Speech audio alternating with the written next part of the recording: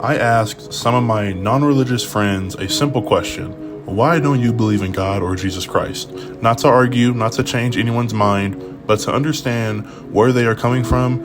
In this video, I'm responding to some of those answers honestly and respectfully. First, I want to say I genuinely respect how much thought y'all put into this. You guys didn't just dismiss religion without thinking. You studied it, questioned it, and formed your own conclusion. That kind of honesty matters, and I respect that. For the first response, there is this one.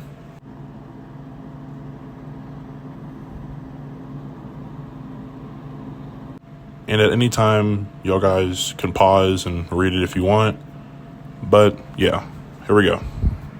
You said religion feels made up to you, especially religions built around a text, and I understand why it can look that way. From the outside, it can seem like something humans created to explain what they didn't understand or to create structure. But what stands out to me about Christianity is that in the Bible, it actually acknowledges skepticism and encourages testing truth, not blindly accepting it. In 1 Thessalonians 5:21, it says, "Test everything, hold fast what is good." That doesn't sound like someone afraid of questioning, it invites it. You also mentioned how religion has been used as a means of control, and I agree with you. Humans have absolutely misused religion for power. But what's interesting is that Jesus himself directly opposed religious leaders who used religion to control people. In Matthew 23:27, Jesus says to the religious leaders, "Woe to you, you are like whitewashed tombs, which look beautiful on the outside, but on the inside are full of hypocrisy." He wasn't protecting corrupt religious systems, he was exposing them, which tells me Christianity at its core isn't about human authority. It's about truth, even when it challenges authority. You also said something really interesting. An ultimate concern is grasping that religion and that everyone has something at the center of their life, whether it's God, the universe, or something else. And I agree with that more than you might expect, because in the Bible, it actually says something similar. In Ecclesiastes 3:11, it says, "He has set eternity in the human heart." That suggests humans naturally search for something beyond themselves, not because they are weak, but because they are aware that existence itself raises questions.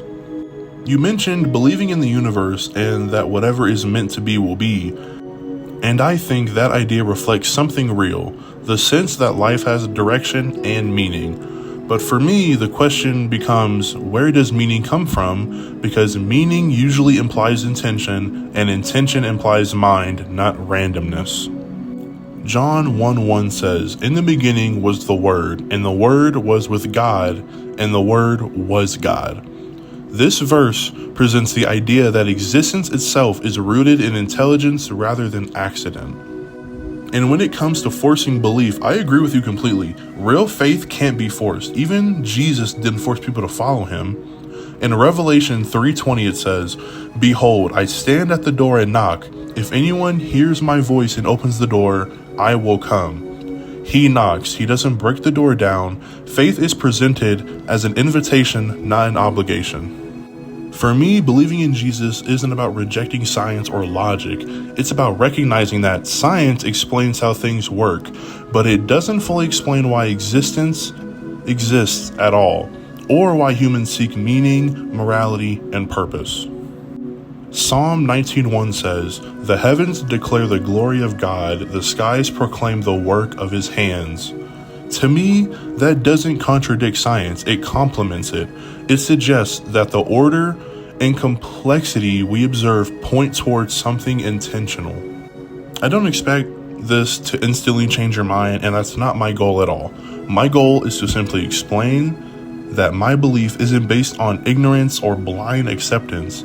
It's based on questioning, observing, and concluding that the existence of meaning, morality, and consciousness point towards something beyond just matter and chance. And I respect that you're searching and learning, because honest searching is never the enemy of truth. Thank you, and this is the next person. You can also pause if you want to read it.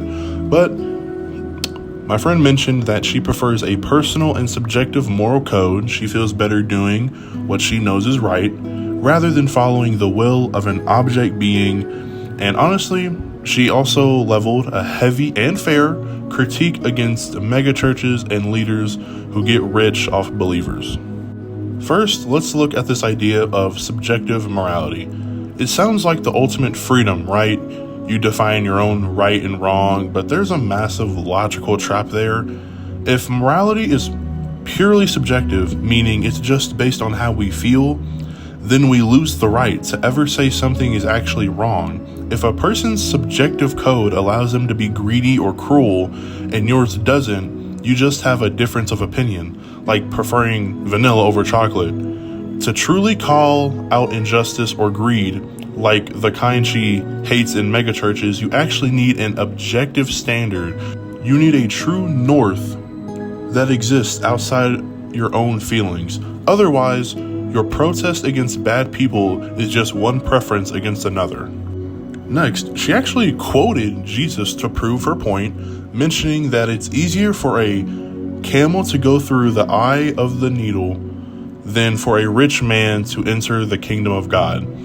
I want to be clear, I am 100% with her on this, but it's important to realize that she isn't arguing against the Bible here. She's actually using the Bible to argue against hypocrisy. In Matthew 23:27, Jesus was even harder than she is. He called religious leaders who used their position of power whitewashed tombs. They looked beautiful on the outside, but inside they were full of dead men's bones and everything unclean.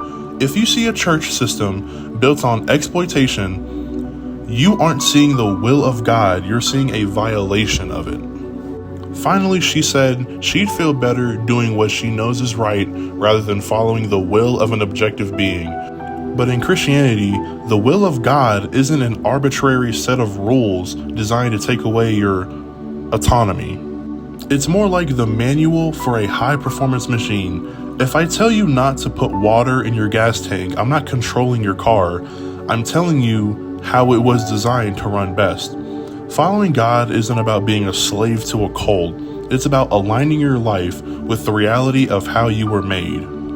She said she has nothing but love for people who use religion for community and kindness. That tells me her issue isn't with the truth of faith, it's with the misuse of it. And on that point, Jesus and my friend are in total agreement. Thank you. And my next friend said this. Again, you can pause and read it if you want.